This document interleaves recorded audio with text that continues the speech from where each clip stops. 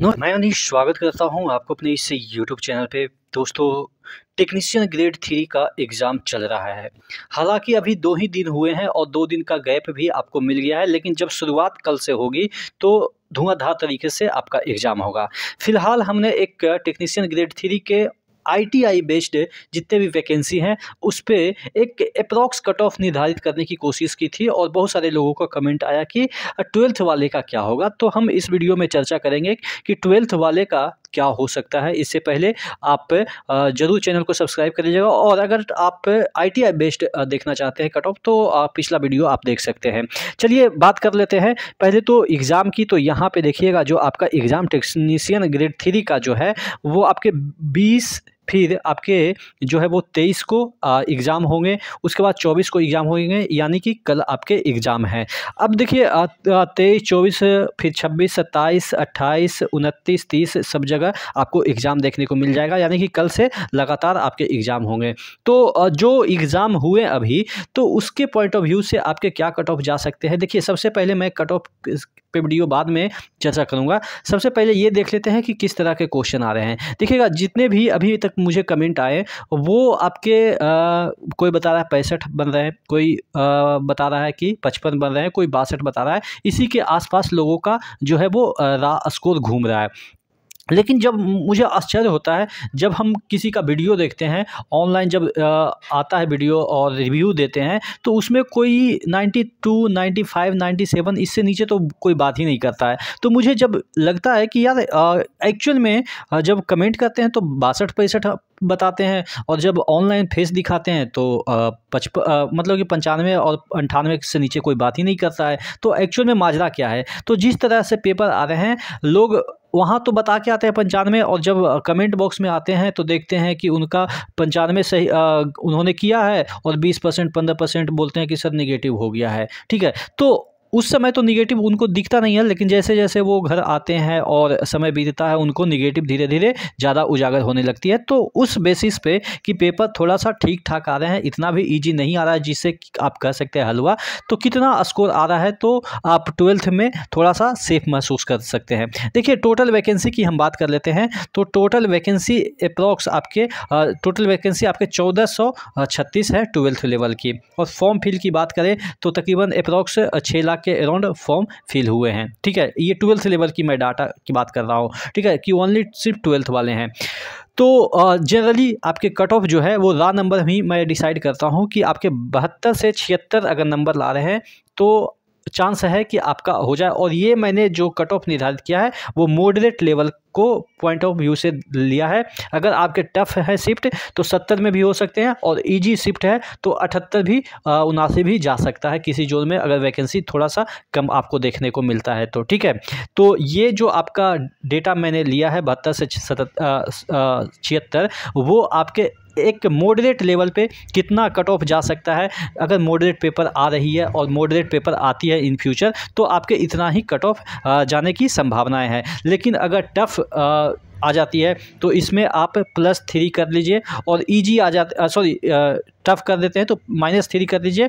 और अगर easy shift आ जाते हैं तो आप इसमें +3 यानी कि 80 के अराउंड भी जा सकती है। ऐसा ही आप मान के चल सकते हो चूँकि नंबर ऑफ़ वैकेंसी कम है और आपके यहाँ पे CBT 1 के आधार पे ही सिलेक्शन होना है। ऐसा नहीं है कि CBT 2 होगा तो ज़्यादा नंबर ऑफ बच्चे को आगे बढ़ाना है तो 15 गुना रिजल्ट देंगे तो उससे कट ऑफ नीचे जाएगा। चूँकि CBT 1 के आधार पे ही आपका सिलेक्शन होना है तो ऑब्वियस है कि आपका कट ऑफ थोड़ा सा तो ऊपर जाएगा ही जाएगा।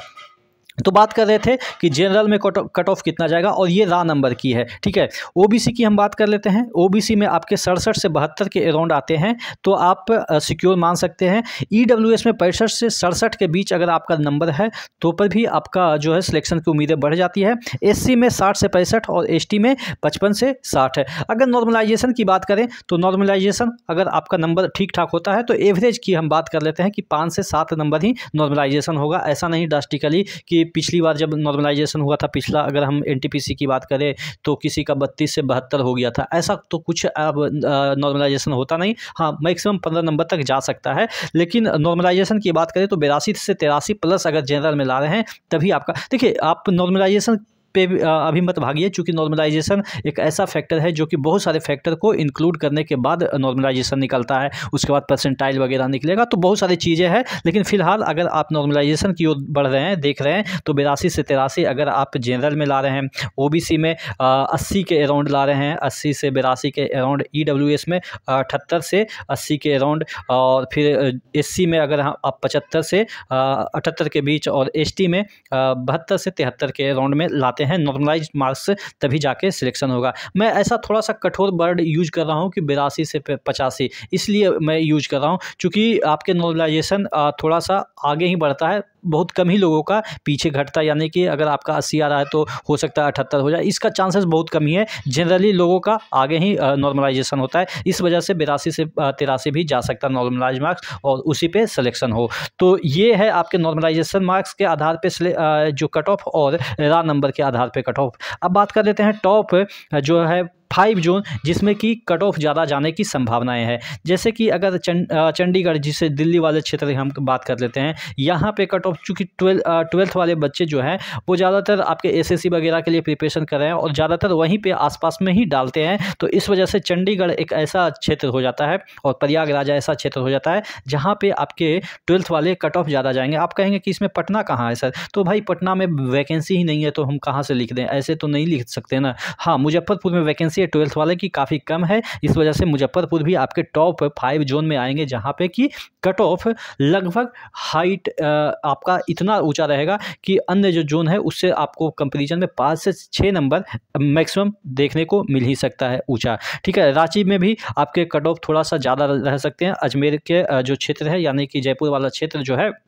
यहाँ पे भी आपके कट ऑफ हैं वो ज़्यादा जाते हैं। ठीक है, ये आपके 12th वाले का कट ऑफ मैं निर्धारित कर रहा हूँ। लो लेवल की बात करें तो टॉप 5 जो जोन है, जहाँ पे थोड़ा सा आपको रिलैक्सेशन 2-4 नंबर 5 नंबर ऊपर नीचे हो सकता है, और वो है जम्मू कश्मीर, तिरुवनंतपुरम, चेन्नई, अहमदाबाद और बेंगलोर। ये सब ऐसे जोन है जहाँ पे कि कट ऑफ इन सभी जोन से कम तो 5 नंबर का डिफरेंस तो देखने को मिलेगा ही मिलेगा।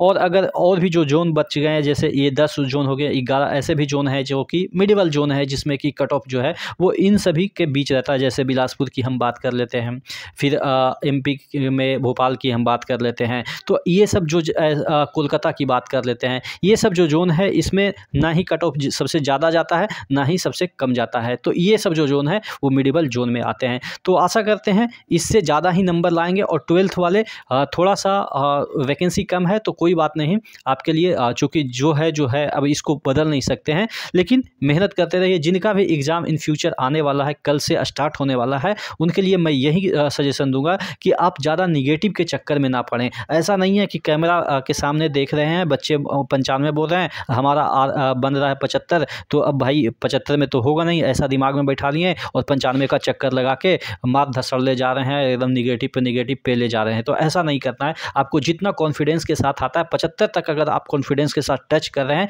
तो बहुत अच्छा खबर है। हाँ चलो, मैं मानता हूं कि अगर नहीं भी 1-2 नंबर से होता है तो कोई बात नहीं, लेकिन आप ज़्यादा निगेटिव कीजिएगा ना तो वो कॉन्फिडेंस लूज करेगा अदर एग्जाम के लिए। ज़्यादा निगेटिव हो जाएगा तो भाई लगेगा कि यार मतलब पढ़ते लिखते कुछ है नहीं। लेकिन जितना भी मारिएगा, सॉलिड मारिएगा ना, तो कॉन्फिडेंस आएगा कि यार अगर 85 तक टच कर देते तो हमारा हो जाता। तो 85 टच करने के लिए थोड़ा सा और मेहनत करते हैं। और निगेटिव ज़्यादा कीजिएगा तो वो कॉन्फिडेंस लूज ही आपको करेगा। तो आशा है कि आप अपने कॉन्फिडेंस के अकॉर्डिंग ही एग्जाम देंगे, किसी के रिव्यू के आधार पर आप एग्जाम ना दें या परसेप्शन ना बनाएं। ठीक है, नेक्स्ट वीडियो मिलते हैं, तब तक के लिए जय हिंद। चैनल को सब्सक्राइब जरूर कर दीजिएगा।